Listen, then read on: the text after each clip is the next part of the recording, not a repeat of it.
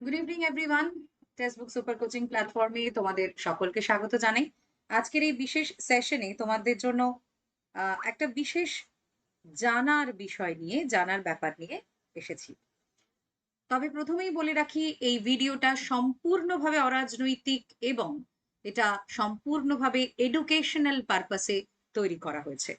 এবং এখানে যে বিষয়গুলো আলোচনা করা হবে সেগুলো নিতান্তভাবেই জানার বিষয়। এবং তোমাদের বিভিন্ন পরীক্ষার ক্ষেত্রেও এই বা বিভিন্ন তোমাদের পলিটিক্যাল সায়েন্সের টপিকের মধ্যেও এই বিষয়টা রয়েছে। তো আজ তোমরা ক্লাসের থাম্বনেল দেখেই বুঝতে পেরেছো যে আজকের আমাদের আলোচনার বিষয় যে মুখ্যমন্ত্রীর পদত্যাগ কিভাবে হতে পারে। তো এক্ষেত্রে বেশ কিছু নিয়ম রয়েছে, আমাদের সাংবিধানিক বেশ কিছু নিয়ম রয়েছে, ন্যায় সংহিতার বেশ কিছু নিয়ম রয়েছে, সেইগুলো সম্পর্কে আমরা জেনে নেব এই সেশনের মাধ্যমে।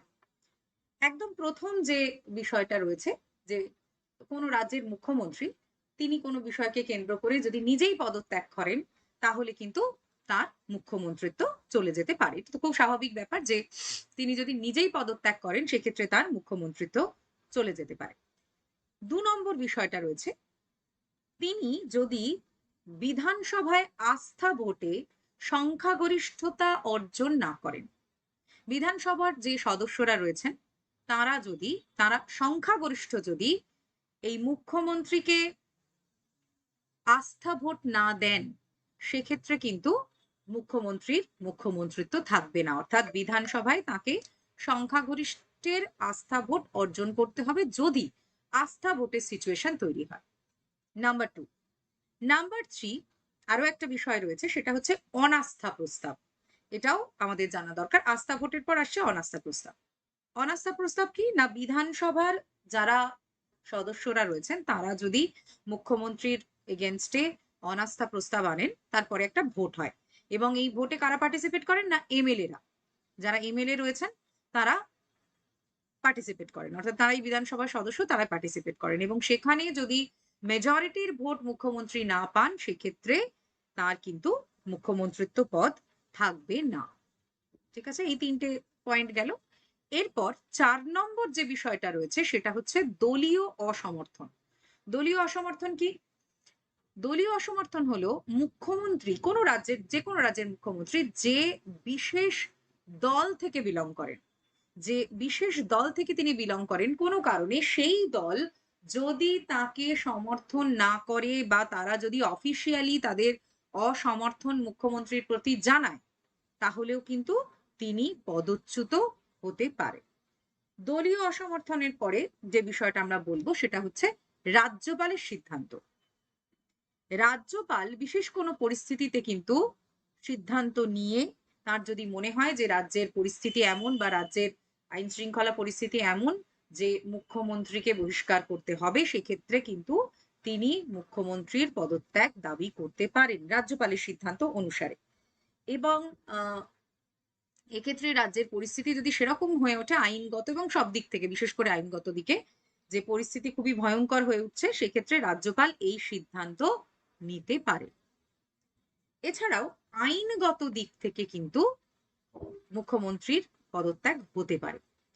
তবে সেক্ষেত্রে মুখ্যমন্ত্রীর বিরুদ্ধে কোনো ভয়ঙ্কর অভিযোগ থাকতে হবে, কোনো মানে বিরাট বড় স্ক্যাম বা বিরাট বড় কোনো আইনগত বিষয় যার ফলে যেটা সুপ্রিম কোর্ট করতে পারে। সুপ্রিম কোর্ট মুখ্যমন্ত্রীকে সেক্ষেত্রে বহিষ্কার করতে পারে যদি তার বিরুদ্ধে কোনো অবৈধ কার্যকলাপের বিরাট বড় তথ্য প্রমাণ থাকে। তো এই বিষয়গুলো, এই যে পয়েন্টগুলো আমি আলোচনা করলাম, প্রথমেই পদত্যাগ, আস্থা ভোট, অনাস্থা, দলীয় অসমর্থন, রাজ্যপালের সিদ্ধান্ত বা আইনগত দিক থেকে সুপ্রিম কোর্টও করতে পারে, এই যে বিষয়গুলো এর মাধ্যমে মুখ্যমন্ত্রীর পদত্যাগ বা বহিষ্কার হতে পারে। এবার যেটা আমাদের জানার বিষয়, যদি এরকম সিচুয়েশন কোনো রাজ্যে তৈরি হয় তাহলে এর পরে কি হবে? এরপরে কি হবে? কারণ সেই সময় একটা বিক্ষুব্ধ পরিস্থিতি তৈরি হবে। তখন কি হবে? এক্ষেত্রে কি করা যায় মানে সংবিধান অনুসারে যে রাজ্যপাল একজন অস্থায়ী মুখ্যমন্ত্রীকে নিয়োগ করতে পারেন।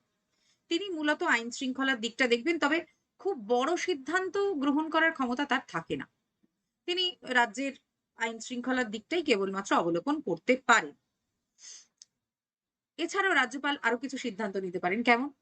না বিধানসভার, যদি তিনি মনে করেন যে মুখ্যমন্ত্রীকেই কেবল বহিষ্কার করছেন, তিনি বিধানসভাকে ভাঙছেন না। তার মনে হচ্ছে বিধানসভা যথাযথভাবে কাজ করছে, বিধানসভাকে তিনি ভাঙছেন না। বিধানসভা আছে।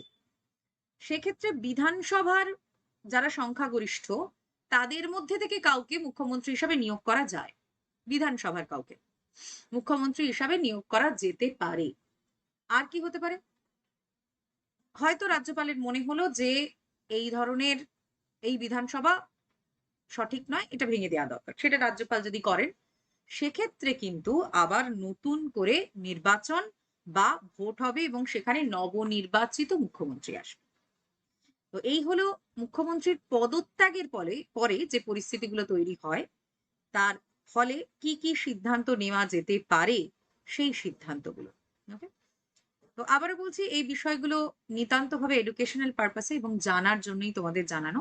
ঠিক এইভাবেই প্রধানমন্ত্রী বা অন্যান্য মন্ত্রীদের পদত্যাগের সাংবিধানিক নিয়ম রয়েছে, যেগুলো একজন নাগরিক হিসাবে আমাদের অবশ্যই জানা দরকার এবং এগুলো তোমাদের বিভিন্ন পরীক্ষার ক্ষেত্রেও ইম্পর্টেন্ট হয়, পলিটিক্যাল সায়েন্সের ইম্পর্টেন্ট বিষয় হিসাবে। তো এরকম জানার বিভিন্ন বিষয় নিয়ে তোমাদের সেশন থাকবে টেক্সটবুক সুপার কোচিং প্ল্যাটফর্মে, অবশ্যই ফলো করো। যারা এখনো সাবস্ক্রিপশন নাওনি টেক্সটবুক সুপার কোচিং এ, তারা অবশ্যই সাবস্ক্রিপশন নিয়ে নিও। আর যারা এই ভিডিওটা দেখলে যদি তাদের ভালো লেগে থাকে অবশ্যই লাইক করো এবং শেয়ার করো অবশ্যই। এবং আমাদের নিয়মিত বিভিন্ন সাবজেক্টের ক্লাস থাকে, অবশ্যই সেই ক্লাসগুলো অ্যাটেন্ড করো। আজকে সেশন এখানেই শেষ করলাম। ভালো থেকো সবাই।